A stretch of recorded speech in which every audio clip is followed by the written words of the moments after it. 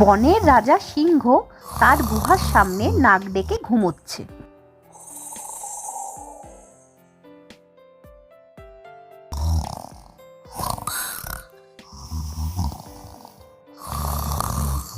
এমন সময় একটি ছোট্ট ইঁদুর খেলতে খেলতে ভুল করে সিংহের গায়ের উপর উঠে পড়ল। সে সিংহের কেশরের উপর খেলা করতে থাকলো। এই পাহাড়টা তো বেশ নরম, খেলতে কি ভালো লাগছে।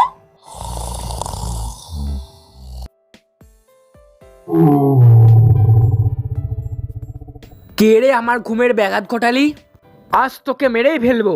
ইঁদুরটি ভয়ে সিংহের কাছে ক্ষমা চাইল। মহারাজ, আপনি আমাকে মারবেন না, আমি ভুল করে আপনার পিঠের উপর উঠে পড়েছিলাম।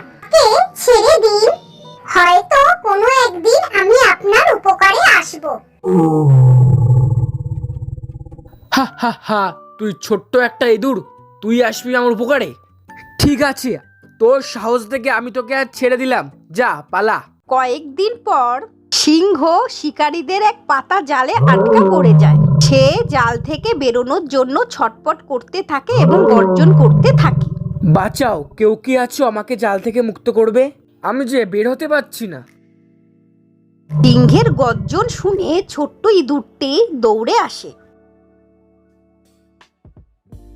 মহারাজ, আপনি একদম ভয় পাবেন না, আমি আপনাকে এসেছি উদ্ধার করতে।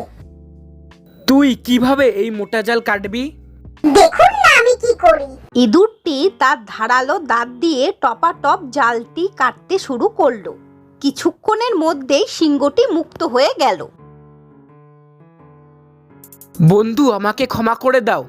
আমি তোকে ছোট বলে উপহাস করেছিলাম। আজ তুই আমার প্রাণ বাঁচালি।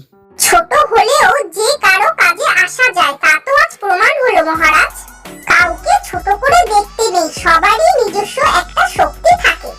তুমি কি মনে করো ছোটরাও কি বড় কাজ করতে পারে? কমেন্টে ইয়েস ও নো লেখো। এই রকম গল্প দেখতে হলে এসবি অ্যানিমেশন গল্পের ঝুলি সাবস্ক্রাইব করুন এবং শেয়ার এবং একটি লাইক দিন।